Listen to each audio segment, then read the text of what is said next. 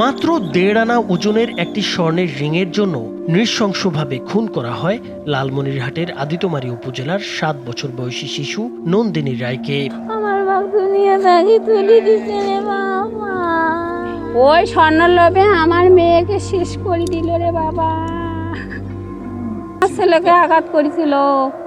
ওই আমার ছেলে আর ও যে কি হয়েছে তা তো আমি জানি না। ওই সব ওই কিছু সব নিয়ে আদালতে হত্যার দায় স্বীকার করে জবানবন্দি দিয়েছেন গ্রেপ্তার অভিযুক্ত বিধান চন্দ্র রায়।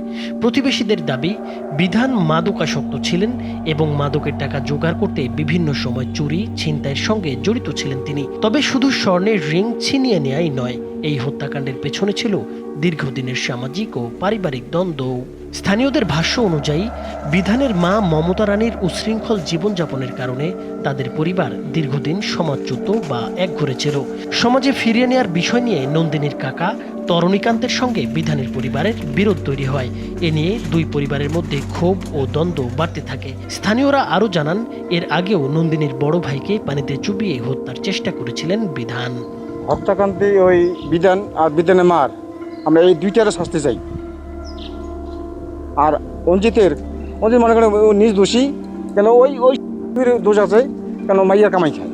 বিধান ও নন্দিনীর পরিবার পাশাপাশি বসবাস করত। ঘটনার দিন বিকেলে নন্দিনী কানে স্বর্ণের রিং পরে বাড়ির উঠানে হাঁটছিল। বিধান তাকে মোবাইলে ছবি দেখার কথা বলে নিয়ে যায়। সেখানে শিশুটির কানের রিং ছিনিয়ে নেয়ার পর ঘটনা গোপন রাখতে তাকে শ্বাসরোধ করে হত্যা করে মরদেহ বস্তাবন্দি করে মাটি চাপা দেওয়া হয়। পরদিন মঙ্গলবার সকালে বাড়ির পাশের ভুট্টা ক্ষেত থেকে নন্দিনীর মরদেহ উদ্ধার করে পুলিশ।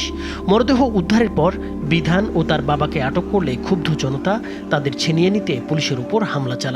বিক্ষুব্ধ জনতার হামলায় পুলিশ সুপার, ওসি সহ অন্তত 20 জন আহত হন।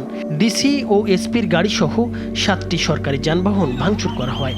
ঘটনাস্থল পরিদর্শনে গিয়ে জেলা প্রশাসক, জেলা পরিষদ প্রশাসক, পুলিশ সুপার, বিজিবি 15 ব্যাটালিয়নের অধিনায়ক সহ জেলা ও উপজেলা প্রশাসনের কর্মকর্তারা কয়েক ঘন্টা অবরুদ্ধ হয়ে পড়েন। পরে আইন শৃঙ্খলা বাহিনী পরিস্থিতি নিয়ন্ত্রণে এনে অভিযুক্তকে থানায় নিয়ে যায়। বুধবার বিকেলে আদালতে হাজির করা হলে বিধান স্বীকারোক্তিমূলক জবানবন্দি দেন। পরে তাকে কারাগারে পাঠানো হয়। একই সঙ্গে ঘটনার তদন্তে জেলা প্রশাসন ও পুলিশ প্রশাসনের পক্ষ থেকে পৃথক 2টি তদন্ত কমিটি গঠন করা হয়েছে। তবে আমরা একটা বিষয়ে একটু কঠোর পদক্ষেপ নেব।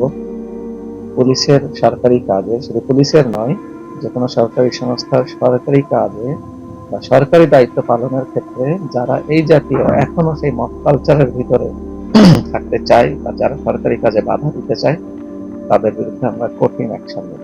এদিকে আজ বৃহস্পতিবার নিহত নন্দিনীর বাড়িতে যান দুর্যোগ ব্যবস্থাপনা ও ত্রাণমন্ত্রী আসাদুল হাবিব দুলু।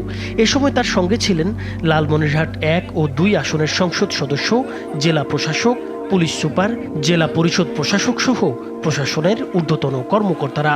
ত্রাণমন্ত্রী বলেন, অতি দ্রুত চার্জশিট দিয়ে নন্দিনী হত্যা মামলার বিচার কাজ সম্পন্ন করা হবে। তিনি এই হত্যাকাণ্ডকে নির্মম ও নৃশংস উল্লেখ করে বলেন, এমন অপরাধের দৃষ্টান্তমূলক শাস্তি নিশ্চিত করা হবে যাতে ভবিষ্যতে কেউ এ ধরনের অপরাধ করার সাহস না পায়। আমরা সরকারের পক্ষ থেকে সব রকম এখানে ডিসিশন আছে, স্পেশাল আছে, আইন শৃঙ্খলা বাহিনীর লোক আছে। ইতিমধ্যে যেহেতু আসামি ধরা পড়ছে এবং সে স্বীকারোক্তিমূলক ব্যবস্থা করছে, দ্রুত সময় চার্জশিট দিয়ে যাতে বিচার কাজ সম্পন্ন করতে পারে। 1.5 আনা স্বর্ণের রিংয়ের জন্য একটি শিশুর জীবন কেড়ে নেয়ার এই নৃশংস ঘটনায় শোক ও ক্ষোভে স্তব্ধ লালমনিরহাট। এখন দ্রুত বিচার ও দৃষ্টান্তমূলক শাস্তির অপেক্ষায় নন্দিনীর পরিবার এবং এলাকাবাসী।